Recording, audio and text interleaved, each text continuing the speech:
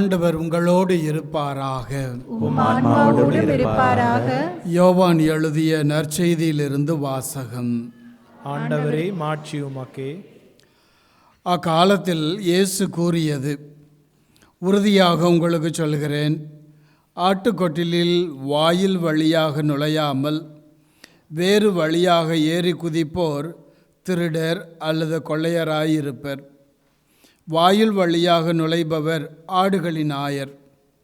அவருக்கே காவலர் வாயிலை திறந்து விடுவார்.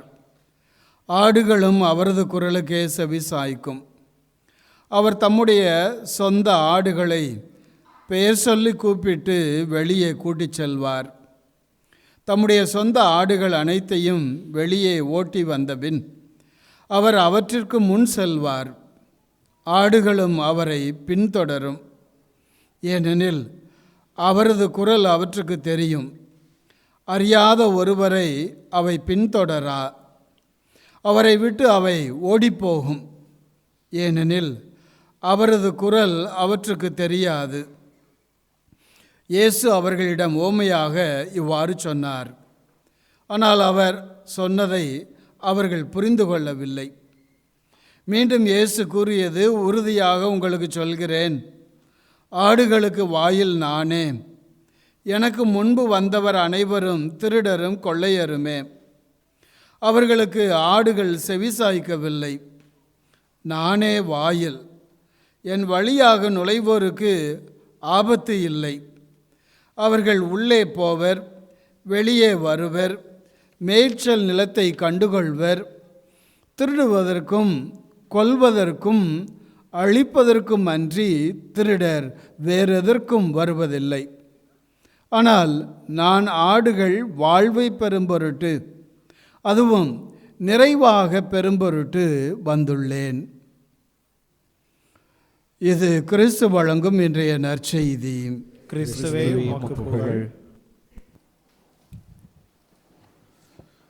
பிரியமான சகோதர சகோதரிகளே, ஆயர் அவர்களுடைய ஒரு அழகான ஒரு இன்ட்ரோடக்ஷன். நாம் எல்லாருமே சகோதர சகோதரிகள் என்ற பிரான்சிஸ் அசிசியாருடைய வார்த்தைகளை ஞாபகப்படுத்தினார். மீண்டுமாக நாம் எல்லாருமே வி ஜர்னி டுகெதர். ஒரு சினடாலிட்டி, பங்கேற்கிற திருச்சபை, அதில் பங்கேற்பாளர்களாக நாம் இருந்து எல்லாரும் ஒரு ஆடு, ஒரு இனம், இவையெல்லாம் சேர்ந்து ஒரே தலைவராகிய இயேசுவை பின்பற்ற வேண்டும் என்பதுதான் அவருடைய செய்தி. இன்றைய வாசகத்தில் நாம் பார்க்கிறோம், நல்லாயன் ஓமையை பற்றி நாம் பார்த்தோம். நல்லாயன் என்று சொல்லுகிற போது பல இடங்களிலே, நம்முடைய அன்பியங்களிலே நீங்கள் இந்த வாசகத்தை வாசித்து தியானித்திருப்பீர்கள். கண்டிப்பாக நல்லாயன் என்று சொல்லுகிற போது மனதிற்கு வருவதெல்லாம் நம்முடைய ஆயர், குருக்கள், துறவரத்தார், இப்படியாக இவர்களை பற்றியும் பேசியிருப்பீர்கள். கண்டிப்பாக நம்முடைய ஆயர் நல்லவர் அல்ல, சாமியார் நல்லவர் இல்லை, இன்னும் கொஞ்சம் ஒருபடி அழகாக இருந்திருக்கலாம், ஒருபடி கொஞ்சம் முடி கொஞ்சம் அழகாக இருந்திருக்கலாம், இன்னும் கொஞ்சம் சிரித்து பேசியிருக்கலாம் அப்படின்னு எல்லாம் சொல்லியிருப்பீங்க. கண்டிப்பாக இதெல்லாம் இயற்கையானது. நம்முடைய சிந்தனைகள் அப்படி தான் இருக்கும். இந்த யோவான் நற்செய்தியில் எதற்காக இந்த யோவான் இந்த ஒரு நல்ல ஆயரை இயேசுவை தலைவராக எடுத்து இது ஒரு மைய கருத்தாக சொல்லியிருக்கிறார் என்று பார்க்கிற போது, நாம் யதார்த்தவாதிகள், அன்றாட சூழலில் இருக்கிற உதாரணங்களை நாம் எடுத்துக்கொள்ளலாம். ஆனால் கடவுள் நமக்கு கொடுத்த ஒரு கொடை தன் மகன் இயேசு கிறிஸ்து. அவர் மட்டும்தான் நல்ல ஆயர். ஏனால் அவரை போன்று வேறு ஒரு தெய்வத்தை நாம் பார்த்ததில்லை.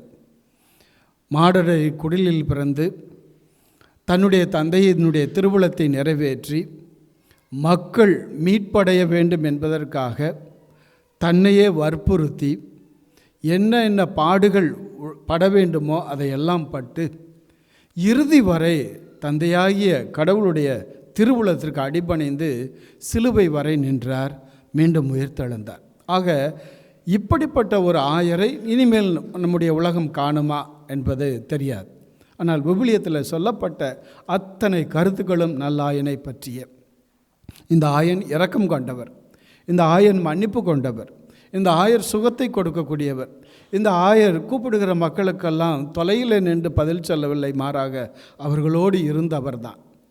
அதே நேரத்தில் பார்க்கிற போது தேவைப்படுகிற போதெல்லாம் நீங்கள் நிறைவடைய வேண்டும் என்பதற்காகவே தன்னுடைய உயிரை கொடுக்கிற ஒரு ஆண்டவராக இயேசுவாகத்தான் இருந்தார். ஆக இனிமேல் இப்படிப்பட்ட ஒரு நல்ல ஆயரை நாம் கேள்விப்படுவோமா என்பது நமக்கு தெரியாது. ஆனால் நற்செய்தி சொல்லுவதெல்லாம் நமக்கு ஒரு நல்ல ஆயர், அது இயேசுவே. இரண்டாவதாக நம்முடைய சிந்தனையை பார்க்கிற போது நம்முடைய வாழ்க்கையில் நல்ல ஆயர்கள் இருக்கிறார்கள். நல்ல ஆயர்கள் என்று சொல்லும்போது திருப்பணியாளர்களை நான் சொல்லவில்லை, குருக்களை நான் சொல்லவில்லை, இவர்களை உலக அரசியல் தலைவர்கள் இருக்கிறார்கள், அவர்களை நான் சொல்லவில்லை. ஒவ்வொரு குடும்பத்திலும் ஒரு நல்ல ஆயன் இருக்கிறார். அது யார் என்றால் நம்ம ஈன்றெடுத்த தந்தையும் தாயும். இவர்கள்தான் நம்முடைய நல்ல ஆயர்கள். இவர்களுடைய அன்பை நீங்கள் சுவைத்து பார்க்க வேண்டும். குருக்களை அல்ல, ஆயரை அல்ல. இன்றைய தியானம் எப்படி இருக்க வேண்டும் என்றால், உங்களுடைய ஆயரை நீங்கள் நினைத்து பாருங்கள். உங்களை பெற்றெடுத்த, உங்களை உருவாக்கிய உங்களுடைய தந்தையரை நினைத்து பாருங்கள். உங்களுடைய தாயை நினைத்து பாருங்கள். இது ஆயன் என்று சொல்லுகிற போது ஒரு இனத்திற்கு அல்லது ஒரு ஒரு ஜெண்டர் இல்லை. ஆயர் என்பவர் எல்லாருக்கும், பெண்களும் ஆயராக இருக்க முடியும், தகப்பனும் ஆயராக இருக்க முடியும். ஆக இன்றைக்கு நம்முடைய சிந்தனையெல்லாம் என்னை பெற்றெடுத்த தந்தையை, என்னுடைய தாயை, இந்த விவிலியத்தை ஓற்று பாருங்கள்.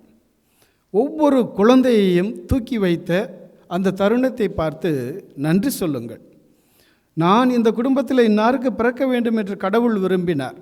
என்னுடைய பெற்றோர்கள் அழகில்லாதவர்கள் தான், என்னுடைய பெற்றோர்கள் கண்டிப்பானவர்கள் தான். ஆனால் கடவுள் விரும்பினார், நீ இந்த பெற்றோருக்குத்தான் பிறக்க வேண்டும்.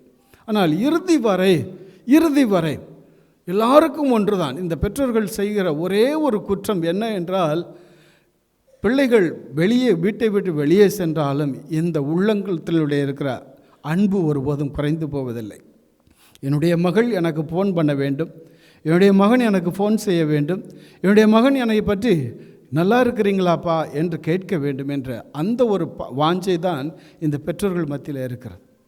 நீங்களும் பெற்றோர்களாகத்தான் இருக்கிறீர்கள், நீங்களும் ஆயர் பெருமக்களாகத்தான் இருக்கிறீர்கள். உங்களுடைய பிள்ளைகள் உங்களை விட்டு பிரியும் போது உங்களுக்குள்ளே எப்படிப்பட்ட ஆசையும் அன்பும் இருக்கும் என்பதை நினைத்து பாருங்கள். எனவே நல்ல ஆயர் என்பது, அந்த ஆயருடைய குணம் நாம் தான்.